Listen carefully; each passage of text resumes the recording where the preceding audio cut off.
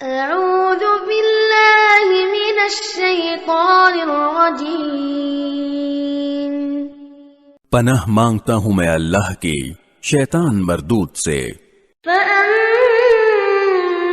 مَنْ أَعْطَى وَاتَّقَى، اب جس کسی نے اللہ کے راستے میں مال دیا اور تقوی اختیار کیا، وَصَدَّقَ بِالْحُسْنَى، اور سب سے اچھی بات کو دل سے مانا، فَسَنُيَسِّرُهُ لِلْيُسْرَى، تو ہم اس کو آرام کی منزل تک پہنچنے کی تیاری کرا دیں گے۔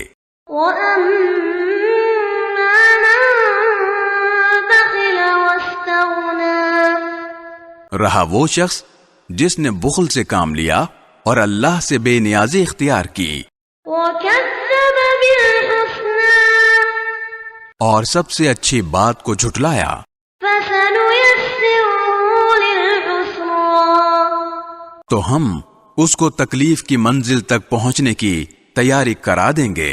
وَمَا يُغْنِي عَنْهُ مَالُهُ إِذَا تَرَدَّى، اور جب ایسا شخص تباہی کے گڑھے میں گرے گا تو اس کا مال اس کے کچھ کام نہیں آئے گا۔